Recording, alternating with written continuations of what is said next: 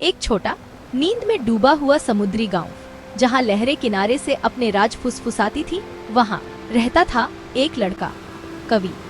सिर्फ 12 साल का, लेकिन सपने समंदर जितने गहरे उतने ही चौड़े। हर सुबह वो अपने पिता की मदद करता, पुराने टूटे जालों को सीने में। जाल जो उससे भी पुराने थे, सैकड़ों बार रफू किए गए, फिर भी कभी पूरे नहीं हुए। अरे कवि, जरा वो धागा दे दे बेटा। हाँ बाबा, लीजिए। समुद्र किनारे खेलते खेलते कवि को रेत में कुछ चमकता हुआ दिखता है। एक पुराना जादुई दीपक, जिस पर सुनहरे अक्षरों की हल्की चमक। अरे बच्चे, ये है आशा का दीपक। एक ही इच्छा पूरी करता है पूरी जिंदगी में, सिर्फ एक बार। लेकिन याद रख, जादू दिल की सुनता है, जुबान की नहीं। एक इच्छा तो मैं अमीरी मांगूंगा, ताकि बाबा को इतनी मेहनत न करनी पड़े। लेकिन जादू हमेशा दिल की परीक्षा लेता है। दोपहर तक आसमान धूसर हो गया। शाम होते होते समंदर गरजने लगा।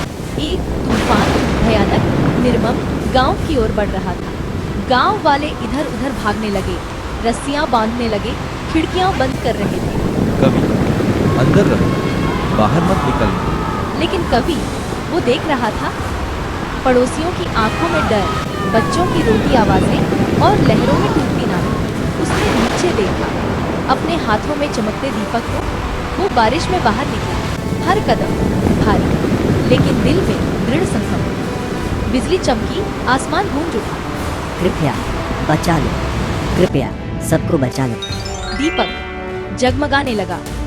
एक सुनहरी लहर पूरा तूफान चीरकर फैल गई। लहरें हवा में थम गई। गांव के चारों ओर सुनहरी रोशनी की ढाल बन गई। हवाएं थम गई, छतें सुरक्षित रहीं। डर की चीखें आश्चर्य के स्वर में बदल गईं। और उस जादू के बीच कवि अकेला खड़ा था, लेकिन उसके दिल में शांति थी। सुबह हुई, दुनिया फिर शांत थी।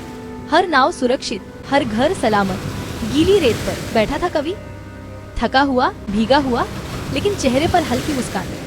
मुझे तुम पर गर्व है बेटा, बहुत गर्व है। निस्वार्थ इच्छा हमेशा हजार आशीर्वाद लेकर आती है। लेकिन कवि बस समुद्र को देखता रहा। दीपक हल्की रोशनी बिखेरते हुए समंदर में तैर रहा था।